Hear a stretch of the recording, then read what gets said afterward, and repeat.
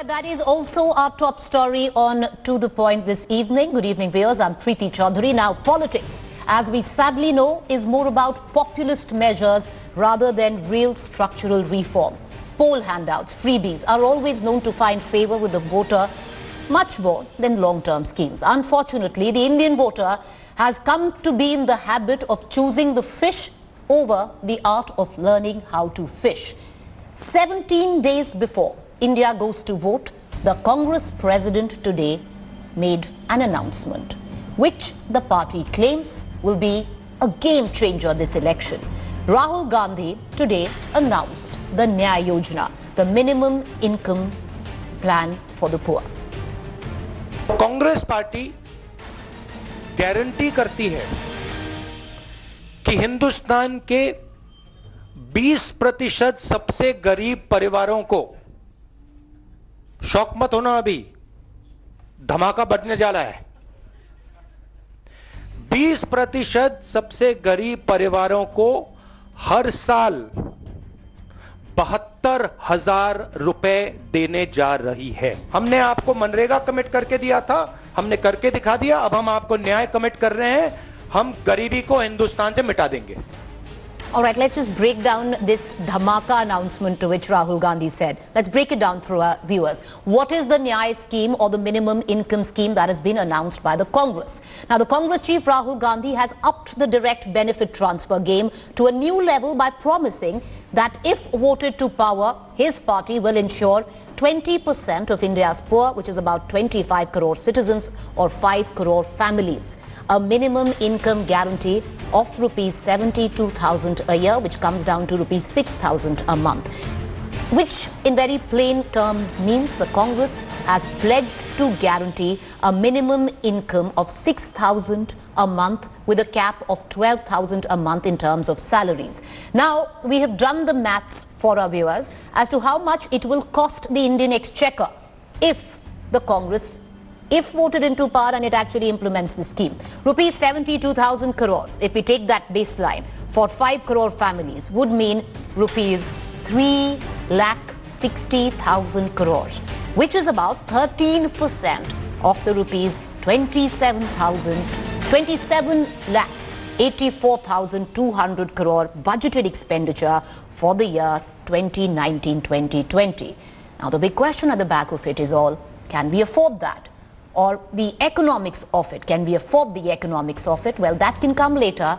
Let's get rid of this election first, is what seems to be the poll agenda of all our political parties, not just the Congress.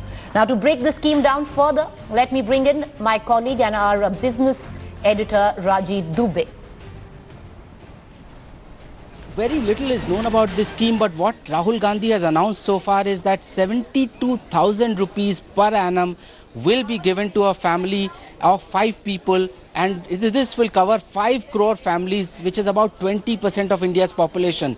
He has also said that this scheme is going to be implemented in phases. So that's come as a bit of a relief to the economists who were fearing that this burden of about 3.6 lakh crore would fall suddenly on the exchequer. So it's going to be implemented in phases. He also announced that Mr. Chidambaram is going to be giving the details of this scheme. So very little is known about this scheme except for the fact that 72,000 rupees per annum to a family, to 5 crore families, is about 3.6 lakh crore annually is what the centre will have to shell out for this scheme.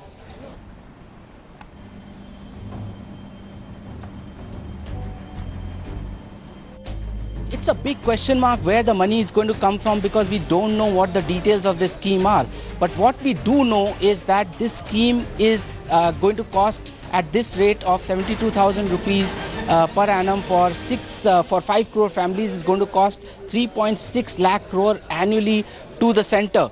And this amount by itself is about 30,000 crore higher than what is the central government's subsidy budget for the next fiscal 1920. So this is a very, very large amount, which basically means that some of the central schemes will need to be absorbed into this scheme. Now, we do know that, for instance, the food subsidy bill of the centre is about 1.7 lakh crore, 1.72 lakh crore. We know that the fertilizer subsidy bill is about 70 to 71,000 crore. We also know that the petroleum subsidy bill is about 25,000 crore.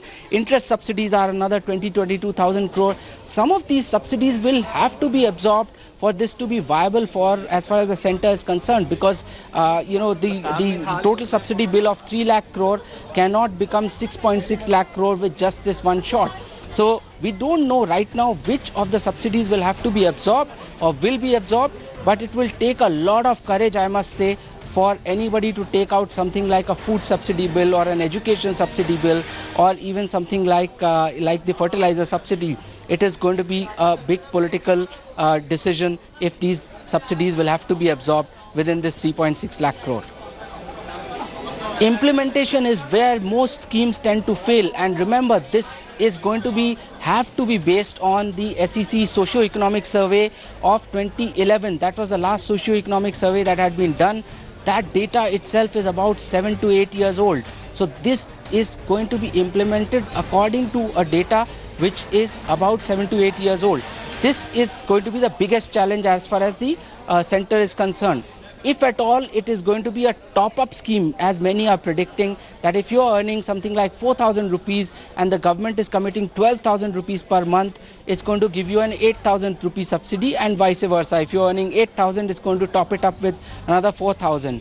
Now, if that is going to be the case, if at all it's going to be a top-up scheme, it's going to be worse as far as the implementation is concerned, because then you will have to actually identify what each person's earning is. Unlike another scheme where you say that, okay, another an amount of rupees 6,000 is going to be sent to your bank account as far as a family of 5 is concerned. So this is where the implementation is going to be a big challenge.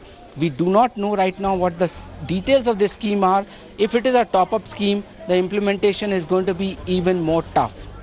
Now, one thing we do know, that this is one of the most ambitious populist measures that have been taken. And why populist measures always work in election season is something that the Congress is rather attuned to or familiar with. To jog your political history, the UPA came to power in 2009, when in 2008 the Congress announced a farm loan waiver of 60,000 crores.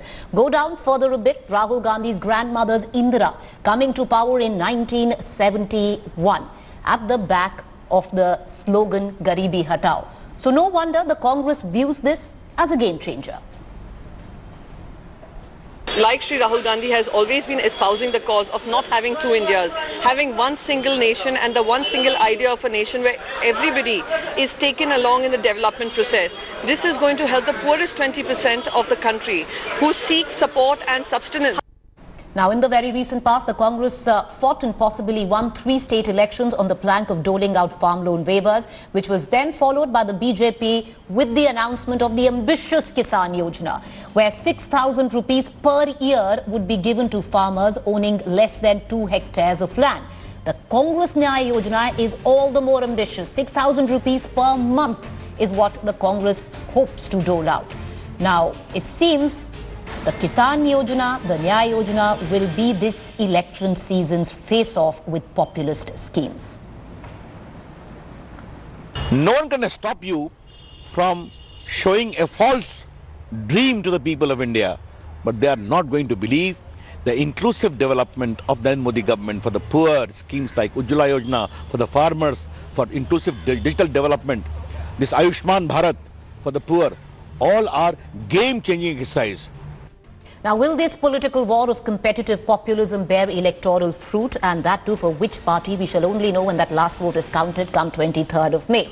But has this latest wish scheme of the Congress caught any traction with voters going to poll in the first phase, which is only, mind you, 17 days away? ये सब जुमलेबाजी है, जो मोदी करेगा वही करेगा, बाकी किसी की बस की बात नहीं है। ये जो का चुनावी वादा नहीं है, ये जो का संभव हो। वो मोदी जो करेगा वही ठीक है, समझे ना। कांग्रेस आज तक ने किया है, नहीं दिया है, नहीं कुछ कर नहीं सकेगा। 80 साल 70 साल इनकी सरकार रही, माँ बाप परिवार पूरा रहा, तो अभी तक नहीं कुछ मिला। तो कौन सा वादा पूरा किया ये बताइए, कितने साल हो गए, कौन सा वादा पूरा हुआ? वो हर जिस बार सरकार आती है, मतलब जब भी इलेक्शन आता है यही बोलते हैं। तो उन्हें 70 साल राज किए, कुछ नहीं किए, कुछ नहीं किए। 70 साल में नहीं दिए तो अब क्या देंगे, 72,000 क्या देंगे?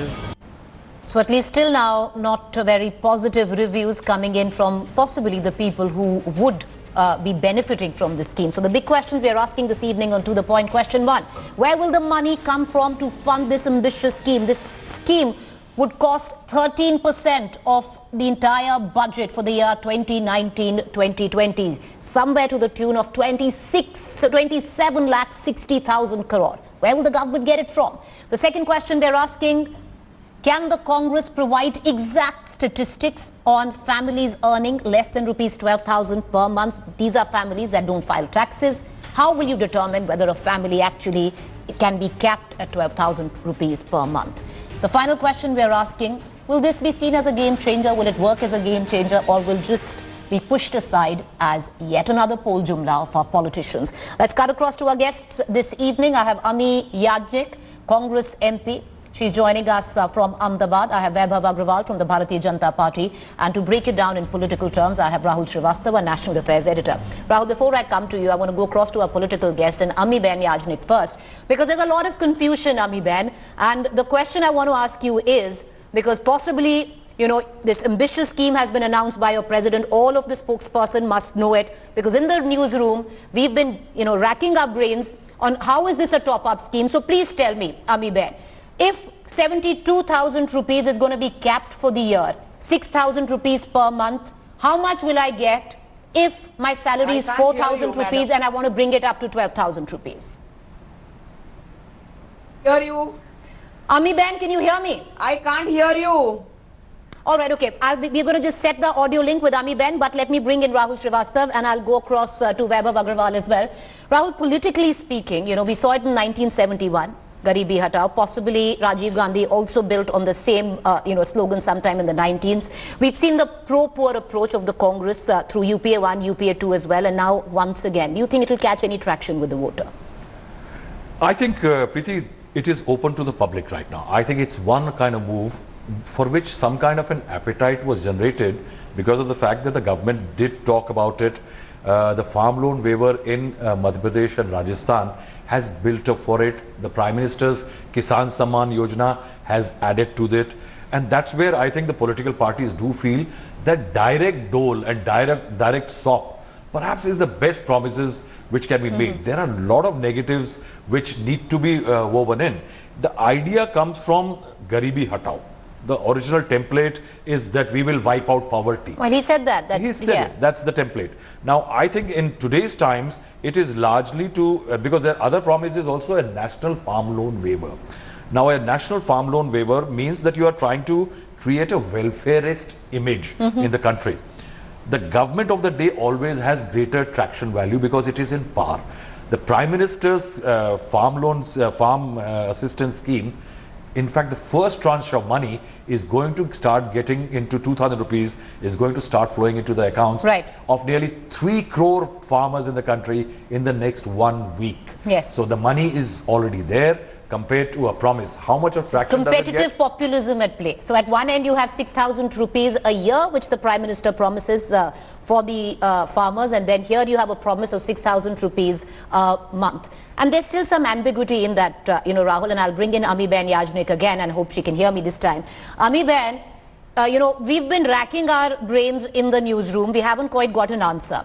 If 72,000 rupees a year, 6,000 rupees a month is minimum guarantee, but the cap is 12,000 rupees income holders per month. My question, Amiben, and please clarify, if my salary is 4,000 rupees, how much will I get? Will I get 8,000 rupees or will I get only 6,000 rupees?